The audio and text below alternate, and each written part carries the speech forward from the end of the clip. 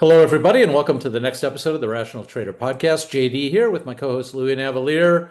It is the end of a week where Louis and I got to see each other, which was really, really nice to spend time together in person. Louis at the Las Vegas Money Show, and let's start there because I always like to take the temperature of the audience when we're doing those sessions, and it sure seems like there's some enthusiasm. Animal spirits are percolating. Yeah, the money show are different. They're accredited investors now. At least that one was. And so it means that there's more people have more money in the market, a little bit more serious. So no, it was a good crowd. And yeah, obviously people are ecstatic with what the market did in the second quarter. And it's obviously the third quarter's off to a strong start. We since the conference ended, we got breaking news that Waller, the Fed governor, is going to vote for a rate cut and dissent from the other board. So obviously, there's other people are leaning on a rate cut. But he went on Bloomberg and spent some time today explaining why we need a rate cut. And I think he's spot on. I wish you would have spoken out months ago. The boogeyman that they were afraid of. I, fear is such a debilitating thing, not just for investors, but apparently for our central bankers as well. Well, the economist that was on with me with Maria on Tuesday when the CPI came out kept explaining how trade isn't going to filter down the CPI. It's less than 15%. And it kept explaining why the tariffs aren't going to have an impact. But we've had 5 months in a row with inflation that's well below economists' expectations. So Jerome Powell said, well, all the economists said the tariffs are going to be inflationary. Well, the bottom line is they're not, and the dollar strength is going to mask a lot of the tariffs. And you got to follow the data. So Correct me if I'm wrong, Louis. You mentioned the 5 months of data, and that struck me because is it not true that during those 5 months, the actual inflation number is below 2%, which is their oh, target? well below, and Well and below. they've been talking about how they got to go off for 3 to 6 months. We have raging deflation in China. We are now importing that. That's why the PPI is so soft. The PPI has only gone up once in the past 4 months. Right, Once. right. So, what in the hell are you doing? And of course, Trump took the PPI and put it on Truth Social too. I mean, I was honored he took our clip when I was on with Maria, but he's very frustrated, and clearly it needs to fix the housing sector. I'm in probably the hottest real estate market in the country, which is waterfront Palm Beach County, and they have to discount homes to sell them here. But you look at any home inventory that's being discounted. So the home Yes. builders like D.R. Horton are going to be announcing next week, and I'm not expecting the best results because they until we get rates down, people are going to be able to afford to buy homes. The Remind other me, thing- are you does D.R. Horton have a high grade under your system or not? I have no idea. Yeah. Uh, I just checked the earnings and all, but I can look it up I as think I. the last home builder that you were that had a high rating was Toll Brothers, but I Yeah, I sold it because it you- missed. Yeah. yeah, but their rating declined maybe 4 or 5 months ago already. Yeah, and they saw much more expensive homes and they were much less interest rate sensitive. Hmm. Um, I belong to a Toll Brothers golf course in Rancho Santa Fe, California, and that's a very high-end place, and it's the second highest zip code or most expensive zip code in California. Oh, So wow. Toll builds these huge retirement communities, and uh, so they're different than most home builders, but it even got to them. So Yes. that's how bad it got. So, but let's DH. DHI, I believe. Uh, yeah, it's coming up. I thought it was. Yeah, it's DR Horton said D. So Okay. that's sell. And then Toll Brothers.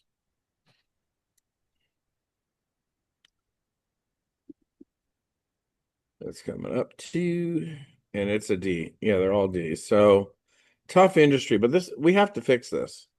The other thing is it's an equality thing. Uh, uh, Kevin Bassett, excuse me, Scott Bassett, our Treasury Secretary, said that the top 88% of stocks are in the top 12% of households. The next 12% of stocks are the next 38% of households. And the other 50% of America is just in debt. And those are the people we have to help. Okay. And we He's got to spot help on that. we got to help them with tax cuts and we got to help them with lower rates. Period. That's right. And I don't understand what the Federal Reserve is doing. They make all sorts of excuses, that say interest rates really don't impact the economy and what have you. And that's just not true. They know they affect the economy. Okay. Right. Yeah. Right. They know that. It's Well, they've also been trimming their balance sheet consistently. Now they're apparently coasting in sometime in the fall or at the beginning of next year. That's going to be done as well. yeah. Yep. If you Right. combine that with lower interest rates, and boy, our audience at the Money Show having those animal spirits are, the individual investor gets kind of a bum rap for being thought of as, the sheep or, all of these negative nicknames that folks in our business like to label the individual investor. And these people are sharper than, I overheard one of the investors that introduced himself to you, and I mean, that must have made you feel really, really good when he said him and his wife built $1 million portfolio following your recommendations. I mean, that's how cool is that?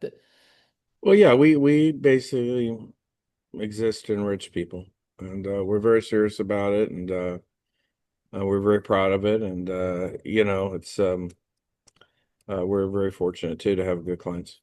And I've been, my own journey out into the desert a few years ago, and reinventing myself, on this Two Sigma idea. I had a gentleman, raise his hand in the middle of the session and tell me he, in real time, placed a trade. He then came up to me afterwards and said that the kind of trading that I'm talking about is all he does with a $400,000 account. I mean, these folks are serious. This is serious business that Yep. shouldn't be poo-pooed, you know, by those that like to label folks. And Yeah, so to me, the encouraging sign was that these individual investors are getting out in front of what I think is going to be a tremendous rally into the end of the year and powering into year two of the Trump administration. that's correct. That's correct. Well, Louis, today we got consumer sentiment numbers. Speaking of animal spirits that beat expectations. Uh, CPI data this week was benign. PPI data was deflationary. Um, and markets hit historical highs on Thursday, but it's one step forward and a half step back, kind of a climbing the wall of worry, is it not? Yeah, yeah, but we're going to be fine. The CPI data was fine. It was all uh, higher gas prices because gas went back up in June, higher energy prices because of heat wave, and still owner's equivalent rent. Although it was up 2/10, and that's less than it has been up in the past. So you back out all the owner's equivalent rent and the weather, and CPI was fine. So no problem on the CPI front. Yeah, I guess the wall that the market's climbing is back to tariffs and some of the language used this week spooked investors and rates went up again and but at the same time it also does appear that Trump is really coming to grips with a some kind of a deal with China. Yeah, but let's just see, I mean, I think China's going to be the last. Okay. I think, he's upset with the sub-assembly China does in Vietnam and Mexico, and he's put bigger tariffs on those countries because of Chinese sub-assembly. But obviously, we need the rare earths. We're trying to do our own rare earths. China needs a lot of our stuff. So whether we know it or not, we need each other. Okay. So hopefully cooler heads will prevail. But he was really, well, they were all ticked off at that Chinese sub-assembly.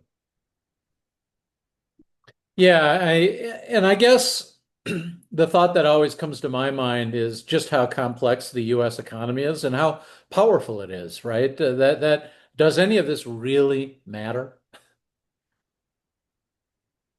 Yes, it does matter because it controls sentiment, and we want to have positive sentiment. So that's the whole thing. Now, I heard an interview this morning from your friend Ed Yardini, and the concept that they were discussing was worries over a broad melt up. I don't think that's something you ever worry about. No, but we are melting up because some of the small cap strength was because the big stocks in the S&P, half their sales are outside of America. And once you leave America, you don't have economic growth. So so that's weighing on the large caps. So if you want to be more domestic, you got to be more small cap, and there's definitely more allocation going to small mids, more domestic companies. Um, the other thing is the interest rate situation around the world. There's no way in hell that the dollar is not getting its mojo back, and the dollar's been very firm here recently. Because let's see, I can have negative rates. Well, I can have effectively negative rates in China, withdrawal restrictions, and a currency devaluation. I can have next to nothing rates in Japan, all they do have liquidity. I can have invest in the British pound or the euro, but they're both essentially in a recession, at least Northern Europe is. And they got more rate cuts coming. And so I look around the world and let's see, we have higher rates in America. We got a stronger economy, got much better demographics because demographics is killing the world. Okay. People didn't have enough kids. Okay. And if you don't have enough kids, you have to have orderly immigration. And we're one of the few countries that can assimilate our immigrants better than most. And then we have our 50 states competing with each other. So, I know we're having an immigration purge right now, but those are the illegals or the criminals. And Trump wants you to come in illegally with a green card. Yeah, and that is that's a macro. It's a macro issue that I'm not sure anybody has an answer for, but it is important. The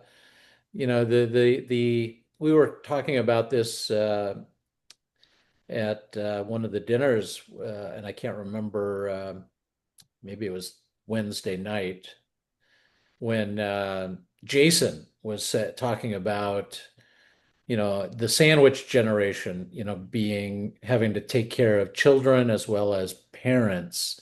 And Hmm. it's fascinating. The baby boomers, we're on the cusp of a wealth transfer of epic proportions.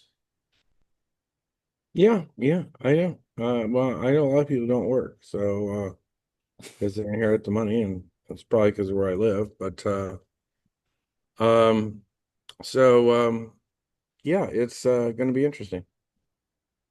Yeah.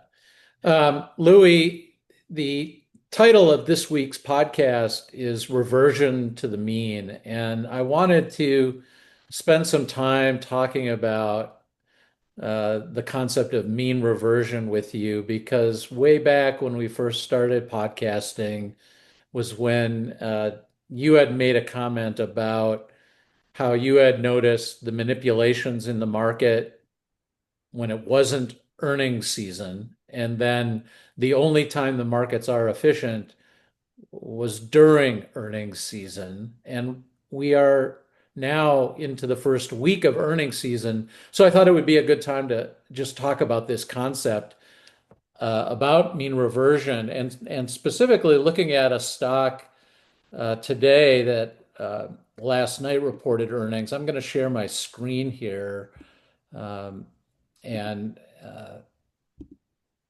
the chart should come up. It's Netflix, and it's just so fascinating to me. This is you can see on Thursday, Netflix closed right at the mean, okay, and the options market was implying a massive move of the stock after earnings that just didn't materialize. What did materialize was a move down to two standard deviations below the mean. And that floor has held. If we just look at how Netflix has, just look at that. That's two standard deviations below the mean. And it held like a brick wall. I just Well, found that fascinating to me. first of all, I think these are probably the best charts you've ever shown. So kudos to you. But yeah, Netflix, what happens is when they write a lot of options on your stock, uh, Yes, very hard for it to rally. Even when it beats and raises its guidance, which Netflix did. And I've noticed this trading pattern with Nvidia a lot, because if my name is Citadel or James Street and I write all these options, I don't want to fill them. I just want to collect the money, okay, and have the that's option right. higher. So they'll pull out every trick in the book to run a mean reversion program to knock the stock down. But again, as you just point out, when it's at two standard deviation level, back up the truck. Yeah, Louis, I looked at the full scope of option pricing yesterday on Netflix while I was at the airport, and in fact, I did a quick video. The trade I recommended was to buy call options and put options, and then sell call and put options at two standard deviations. And you could do that on one contract. It would have cost you about $4,800 on one contract to make those four trades. That's how rich the premiums were. But the max value was right at two standard deviations, which is what we're at. That trade ended up closing at a $6,000 profit. Not profit, but the net profit was $1,200 on that trade. But boy, I found options on Netflix, yesterday that were priced over $1 a contract, 15% above or below the price at the time. And that's to your point, Citadel's out there selling those contracts and they have, they don't want to see those contracts get executed. They just want to collect that premium. Correct. Boy, what a racket. Are you, I don't remember, but you are a fan of Netflix, are you not? My wife owns the stock. I do not have it in managed accounts, but my wife does own the stock personally. Okay. Yeah, so at two standard deviations, this may be a long trade now. And the earnings report itself was fantastic.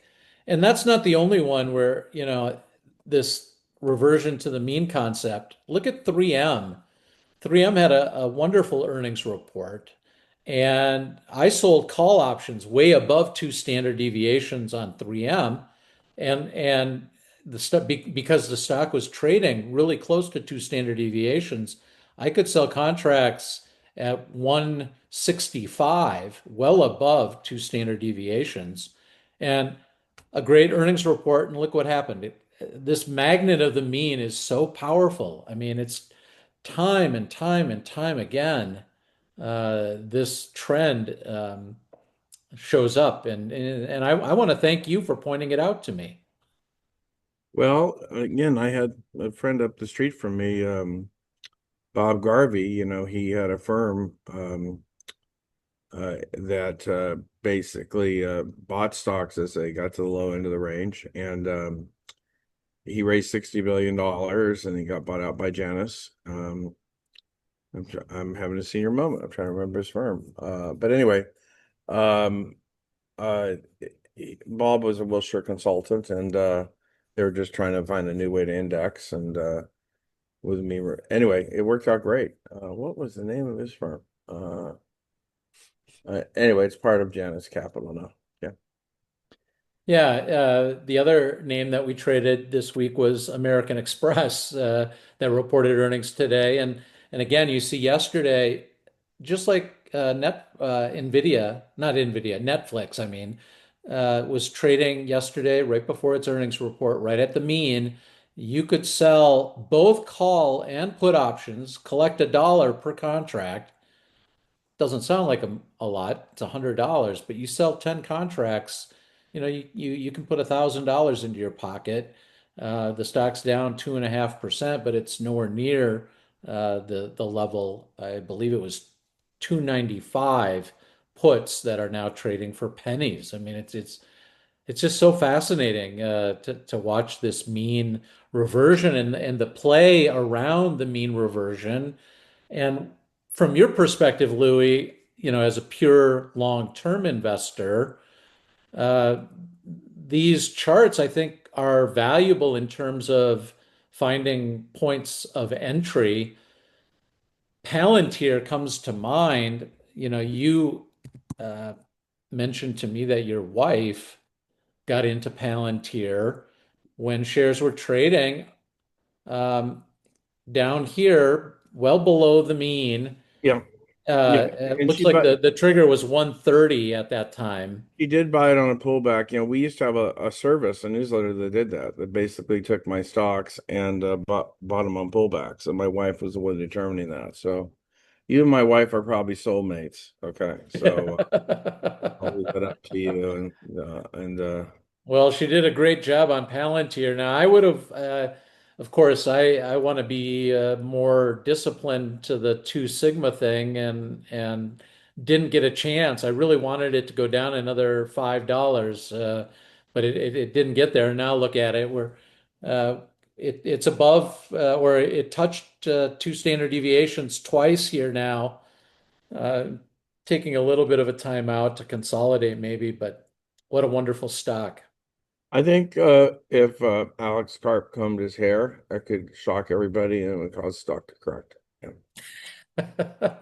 Does does he gain or lose investors with that hairstyle?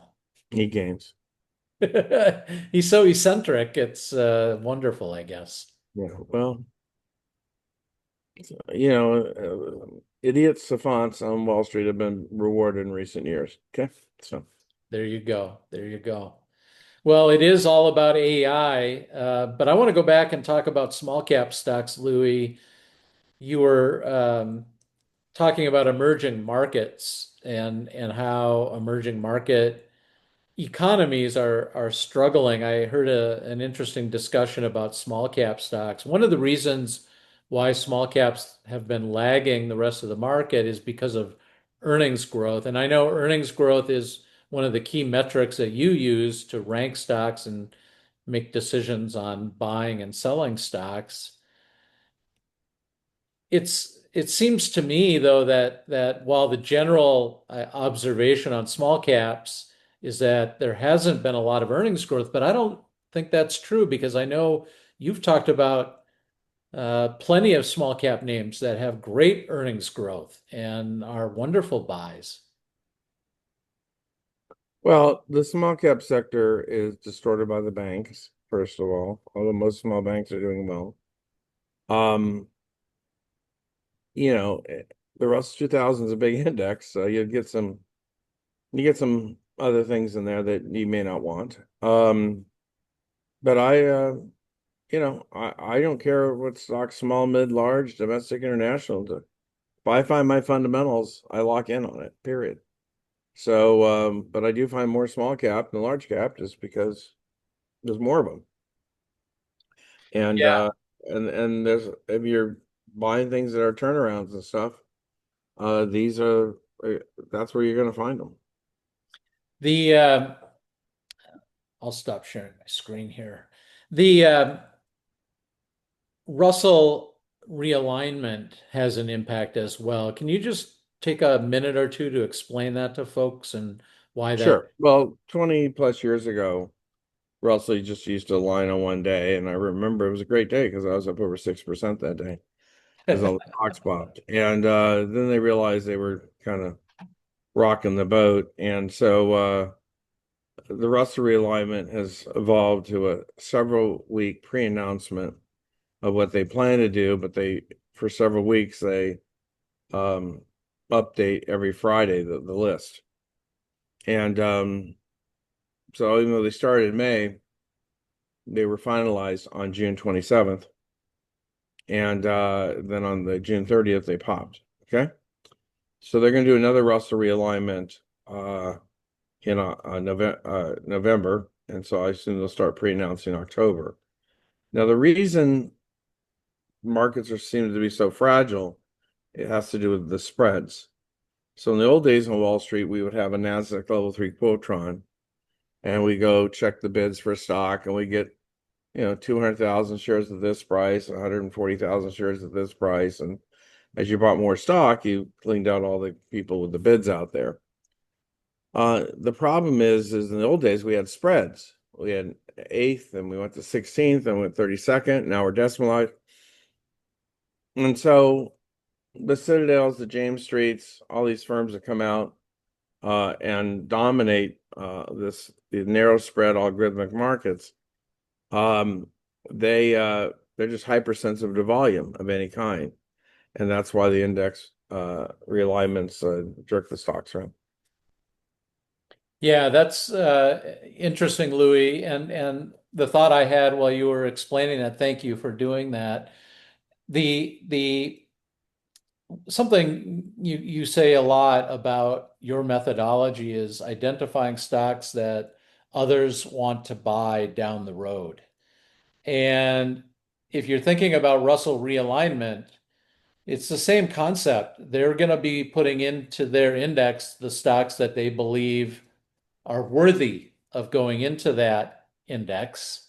And your system flushes all of that out. Your models flush that out well in advance. So it is if you're thinking about a November realignment and October announcements, my suggestion would be to folks listening, take a look at, Louis' recommended list in September and start accumulating those small cap names or names that have yet to go into the indexes as potential candidates. That might be an interesting thing actually for you to publish, Louis, back when the time arrives, maybe at the end of September. I don't know if you do that or not. No, Russell does though, and we refer to it sometimes. Okay. But I think it'd be fun to just go through, do a sub search of your database of small caps and make maybe a top 10 or a top 50 list of candidates. That might be a Sure, fun special sure. report you could do with your publisher or Yeah, whatever. yeah. Yeah. Not that I'm not trying to give you more work, Louis. No, no, no. We mention the ones that are listed that we own, so people know what to expect. Yeah. Yeah, yeah. Louis, is Trump gonna fire Jay Powell? Do we care? I mean, we know No. that the next Fed chair is going to be named Kevin. Yeah. No, he's not going to fire him. He has a resignation letter he's waving around, but he doesn't want to humiliate him. When you're on Trump's wrong side, he just wants to make you feel like the smallest thing in the world, and he wants to have leverage on you, and he can really belittle people better than most people. Well, he's good at scaring people as well, right? Mhm. Think Yeah. about it. Powell, how long and how many resources did he utilize to put together that darn letter in response to the renovations? Well, that's the renovations is an interesting twist, and Powell had a very strong response. But Yeah. But that took him time and effort to put that together. In other words, what a waste. Welcome to Washington, D.C. Yeah. I mean, it's ironic, I guess. The letter was about waste in the spending on the renovations, and one could argue that Powell should be spending that time instead of responding to Trump and complaints about the overspending on the renovations. He ought to be figuring out, a better crystal ball to identify the things he rightfully should be concerned about and not be concerned about the things he apparently is currently worried about. So you're not concerned about Fed independence, and I know the banks like No, Jamie Dimon were out. I was at the Fed when Volcker took rates from 20 to 8.5 to 20 in 1 year. And to say that he screwed up is an understatement. And I still remember a Michigan home builder in front of Congress demanding Paul Volcker's head on a platter because you screwed up his business. And now, when we look back, Volcker's well respected and blah, blah, blah. I think Powell would like to be well respected. What did you But think he's of ruining his Volcker? legacy by ignoring the actual economic data. Well, and he didn't learn his lesson. I mean, he's done it multiple times. That's the thing. I know. Well, how many? It's been 5 months in a row. The inflation's been better than Right. economists' estimates. So, I mean, I'm on record now. I don't like the interfering with the Fed independence, but there's a case to be made that this guy has been derelict in his duties, not because of the renovations, but his policies have been really, really suspect since he took the chair, and that's the cause one would use to force his resignation or even fire him if that's what if that's what Trump wants to do. But well, the they market, definitely want. Okay, so come May when his term expires, often the Fed chair will stay on the Federal Reserve Board for a while. right? Chair. They no, they want him out. They want him off. Yeah, yeah, they sure do. Okay, Louis. Next week is I guess we're coming into a part of the calendar that isn't as attractive as what the first half of July was. So, any thoughts on seasonality here? Uh, if the Fed cuts and we continue to surprise, early August might be okay, but I'm going to say it again. I hate August. I hate August. I hate August. I hate August. I hate August. The manipulators are hard at work while everybody on Yeah, Wall Street is on vacation. correct. Now, I would look at that and say that there's an opportunity because those manipulations are tightly regulated by the bands of 2 sigma and the mean. So to me, it's a trading environment. Maybe you know, it's negative in the sense of a long-term investor on paper, you might take some hits, but from a trading perspective, those are opportunities to generate some nice income from your trading, Louis. That's right. So, even though I hate August, it's gone up in the last couple of years for me. But anyway, it was usually late in the year. So we'll see. We'll And see. you've had your June and July though, you've been out of the park, so Yeah, yeah. to So take some yeah, profits. I did in my Vegas thing. We're overbought right now. Yeah, I show them that. Right, Yeah. right. Now, volatility, we talked about volatility in the last podcast and maybe the last couple podcasts, but volatility took a little bit of a pause this week on the Federal Reserve and Trump tariff talk. But I still see, as August, as we wind down July and head into August, I still see volatility coming into a glide path below 15. Yeah. Yeah, when the VIX gets really low, that's when the you know what hits the fan. Yeah, The VIX is the quiet before the storm. it is. It is. And it's we're not quiet yet, Louis. There's still some volatility and volatility, if that makes sense. Yeah. The key that we have to watch is when they get hit with profit taking, is it going to rotate somewhere or is it going to go to cash? So I've noticed money mostly rotates right now. So I don't see a lot of people going to cash, but we shall see. August. Yeah, and isn't that a function of there's all sorts of vehicles now that folks are using the I mean, and you could put Bitcoin into that category as well. Well, the main thing that is going to happen is right after August is September 15th, estimated tax payments. And in fact, I was bugging my accountant. I says, didn't I have to pay estimated taxes? And so no, no, not to the 17th. Okay. So maybe I paid in June. Yeah, I guess I paid in June. And then yeah, September 15th. So anyway, yeah, but a lot of people have to start selling to pay their estimated taxes. I see. Louis, one stock I wanted to talk about real quick with you is Idaho Strategic Resources. The ticker symbol is Hmm. IDR. I talked about it in my session. Uh, I wanted to get into it as a Two Sigma trade, and so I had been watching it. I had traded it previously, and then something called MP Materials, a rare earths company, cut a deal with the Defense Department that sent those shares 50% higher, and Yeah, I and I started pounding the table on that. I also did a video where I named IDR as my favorite rare earth mineral stock. So between that news, me pumping it, I'd already owned it for some time. You know, we had a big impact. So now it's overbought. So See, I'm it'll going to disagree with you there, Louis. I maybe in the immediate term it's overbought, but in my experience, this is the kind of stock. It's highly speculative, and so take what I say with a grain of salt, but this has all the makings of a 10 bagger. I mean, I'm talking longer term.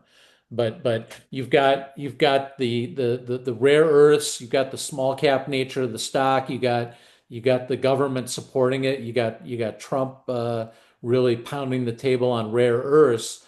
I could just see all of the momentum, and it's already happening with MP Materials and IDR. Even if you bought after MP Materials made that announcement, the stock is up almost 50% since the MP Materials news came out. And I think there's plenty of more gains to be had on IDR. yeah, I'm holding it. I'm not selling it. Yeah. I'm just watching notes. It might be overbought near term. That's all. But Yeah. you'll tell us when to buy.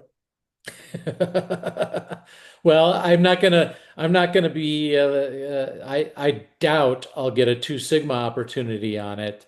Um, Now the one high flyer where I may get a Two Sigma opportunity, and I didn't look at it today, and that is Zezel. Yeah, well, Zezel resurged. So sorry about that. You can't get everything. Says it was going down when they were hitting FICO and stuff like that. Yeah, it's Kind of bounced caught back here to 140. it kind of got caught up in that group. By the way, my brain finally worked. My friend who had the meme reversion firm, his firm was Tech, and it got bought out by Janus. So, you know, Yeah. meme reversion is a real thing. And, you know, I had a friend that did it and got up to 60 billion bucks. And now I assume he owns shares in Janus. Okay. Well, folks can follow me on Telegram at Jamie underscore Dlugosch. You can just do it if you have the app Telegram. Follow me there because I'm doing a bunch of mean reversion earnings trades, and I'll put some ideas out there for you there. Louis, let's wrap it up. And any last thoughts that you want to share with folks?